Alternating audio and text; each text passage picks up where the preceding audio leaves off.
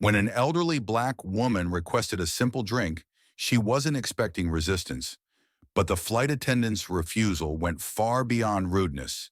It was pure disrespect. Moments later, her son's shocking revelation changed everything. Stay with us to see how this powerful story unfolds, and let us know where you're watching from. We love hearing from you. The first-class cabin on the transatlantic flight from Chicago to Paris exuded luxury and sophistication. Wide leather seats with beige upholstery stretched into fully reclining beds. Soft lighting illuminated the cabin while the faint aroma of coffee and freshly baked bread wafted from the galley. Margaret Harris, a petite woman in her 70s, adjusted her scarf and settled into her seat near the window. It had been years since her last flight, and this one was special. Her son, Jonathan Harris, had insisted on taking her to Paris to see the city she'd always dreamed of visiting. Jonathan, a federal judge with a prominent reputation, had arranged everything to ensure her comfort. As Margaret adjusted her reading glasses and reached for the in-flight menu, she pressed the service button to request a glass of water. A flight attendant named Amanda Taylor approached her, expression neutral but her tone curt. "Can I help you?" she asked, looking down at Margaret. "Yes, dear. Could I have a glass of water, please?" Margaret said, her voice soft. Amanda hesitated, glancing at the menu and then back at Margaret. "Water will be served after takeoff," she said dismissively, walking away without another word. Margaret blinked, surprised by the abruptness. Why did it feel like her simple request was met with unnecessary resistance? As the plane leveled off after takeoff, Margaret noticed Amanda attending to other passengers, offering drinks and snacks with a polished smile. Yet she hadn't returned to Margaret's row. Margaret pressed the service button again. Amanda arrived moments later, her smile now replaced with a look of mild irritation. "What is it now?" Amanda asked, her tone clipped. "I'd like that glass of water now if it's not too much trouble," Margaret said, her voice still kind but tinged with confusion. Amanda sighed audibly. "Are you sure you're in the right section?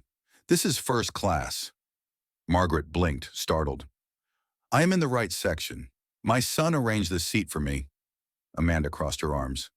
"We've had situations before where passengers upgrade themselves. If you don't have the credentials for this seat, I'll need to verify your ticket." Passengers nearby began to glance over, some whispering among themselves. Margaret reached for her bag, fumbling to find her boarding pass. "There's no need to treat me like this," Margaret said quietly, her voice trembling slightly. Amanda responded flatly, "I'm just following protocol, ma'am." At that moment, Margaret's son Jonathan returned from the restroom, his sharp eyes taking in the scene. What was going on, and why did his mother look so upset?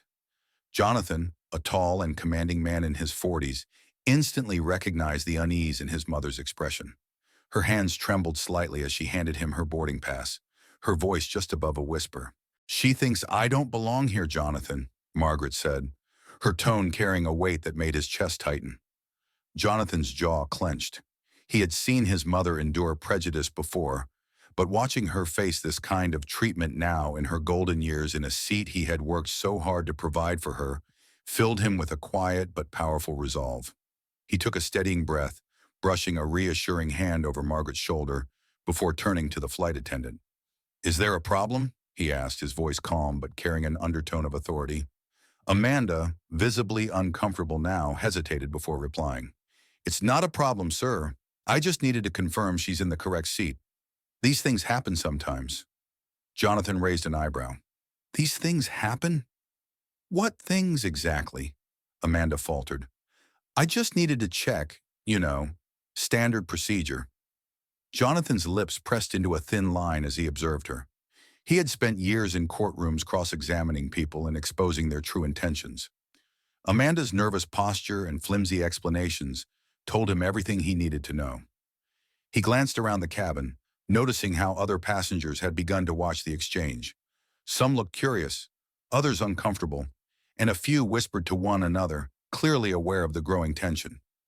He caught the eyes of a man 2 rows ahead who gave him a slight nod, as if to say, "I see what's happening here." Jonathan turned his attention back to Amanda. "You've seen her boarding pass. She's exactly where she's supposed to be. So why are we still having this conversation?" Amanda shifted her weight uncomfortably, opening her mouth to respond, But Jonathan held up a hand. It was time to make a statement, one she wouldn't forget. Jonathan took a deliberate step forward, his tall frame towering over the visibly uncomfortable Amanda. His voice, calm yet commanding, sliced through the murmurs of the cabin. "You've made an assumption about my mother," he began, his words precise and deliberate, "and that assumption has led to her being humiliated in front of an entire cabin of passengers. The real question is, why?" Amanda's lips parted, but no words came out. Passengers nearby had stopped pretending not to listen and were now openly watching the confrontation. Jonathan turned slightly, addressing the entire cabin as much as Amanda. "This woman," he gestured toward Margaret, "has spent her life fighting for people to be treated with fairness and dignity.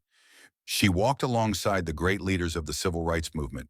She stood up when others stayed silent, and she dedicated decades of her life as an educator, teaching future generations to do better. And now, on what was supposed to be a peaceful trip, she's being questioned about whether she belongs in a seat that was rightfully hers." The murmurs grew louder, some passengers gasping audibly. Jonathan wasn't finished. "Let me make one thing crystal clear," he continued, his tone sharper now as he locked eyes with Amanda. "This is Margaret Harris, a decorated activist, a recipient of national awards, and one of the reasons this country has moved even an inch closer to equality." Amanda's face flushed as her mouth opened and closed, unable to find a response. The second flight attendant, sensing the weight of the moment, approached cautiously but said nothing. Jonathan then leaned closer to Amanda, his voice dropping just enough to make the words even more impactful. "And in case you're wondering who I am, I'm Judge Jonathan Harris, a federal judge, the same one who has presided over some of the most high-profile discrimination cases in this country. I'm here as her son today, but if this behavior continues, I'll be here in another capacity tomorrow." The cabin fell into stunned silence. Passengers exchanged wide-eyed glances, and someone in the back of first class began to clap, the sound quickly spreading until the entire section joined in. Amanda stood frozen, her earlier arrogance now replaced by visible shame. Her eyes darted around the cabin as if searching for an escape, but there was none. Finally, she stammered, I'm truly sorry. I didn't mean to offend anyone." Jonathan tilted his head slightly, his expression unyielding. "This isn't about intent. It's about impact. Your actions embarrassed and disrespected my mother in front of an entire cabin. An apology is a start, but what will you and this airline do to make sure this doesn't happen again?" The second flight attendant, Sophia Martinez, stepped forward, her voice soft but urgent. "Judge Harris, Miss Harris, on behalf of the crew, I deeply apologize for what happened. We'll be reporting this incident to our supervisor immediately, and I'll personally ensure this doesn't go unaddressed." Margaret, who had been silent until now, reached out and placed her hand gently on Jonathan's arm. Her calm voice carried a quiet strength. "Jonathan, let it go. I've dealt with worse in my life, and I've learned that the best way to teach people is through forgiveness." Jonathan hesitated, his jaw tightening. "Forgiveness doesn't mean ignoring accountability, Mom." Margaret smiled softly. "I know, but holding on to anger doesn't serve us either. Let's make sure this is a lesson they won't forget." Sophia nodded quickly. "It will be, I promise. Please let us know if there's anything we can do to make your flight more comfortable." Passengers around them chimed in, their voices a mix of support and admiration. "Miss Harris, you're an inspiration," one man said, clapping again. Another added, "It's because of people like you that things are changing." Amanda, still visibly shaken, turned to Margaret. "I truly am sorry, Miss Harris. I'll make sure to reflect on what happened here today." Margaret, ever gracious, nodded. "See that you do. Respect isn't just about knowing someone's name or status. It's about treating everyone with kindness, no matter who they are." Jonathan sighed, his shoulders relaxing slightly as he watched his mother's poise turn the moment into a teachable one. As they settled back into their